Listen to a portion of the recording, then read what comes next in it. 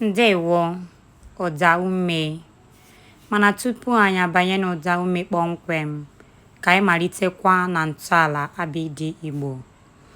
Abọchọdụ fọgọgbọrọgwọhọ ijekọkpọkwọla mọnọṅọ nwonye ọ pụrụ sọshọtị ovenwenye z. Dịka anyị si wee kọwa na mbụ, na abịdị Igbo a dị 36.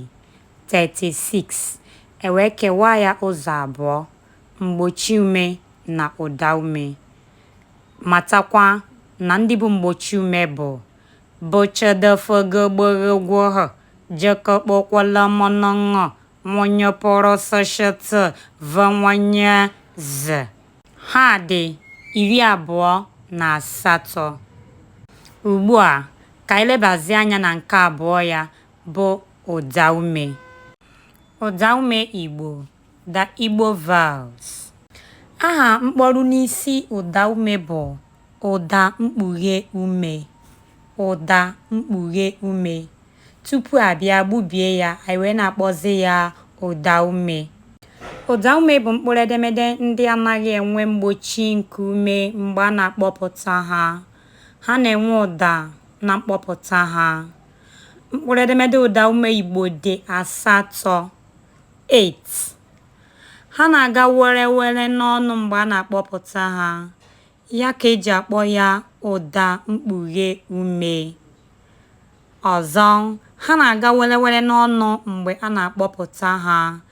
Ya ka eji akpọ ya ụda mkpughe ume. Chetakwa na ụdaume Igbo dị ole? 8. 8. Ha bụ ndị a: a, e, i, ị, o, ọ, u, o. A, e, i, ị, o, ọ, u, o. Okay, ka anyị were ha n'otu n'otu. A, e, i, ị, o, ọ, u, o. Ọzọ. A, e, i, ị, o, ọ, u, o.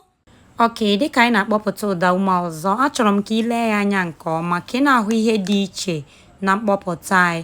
Ọ bụrụ na ị ga-eme ntị nke ọma, ị ga-ahụ na o nwere ndị na-agbago enu dịka i, o, u. Ịhụ ka ha si agbago enu. Nwezi ndị na-agbada ana: ị, ọ, o. Achọrọ m ka ị lee ya anya nke ọma. Ihe ị ga-eji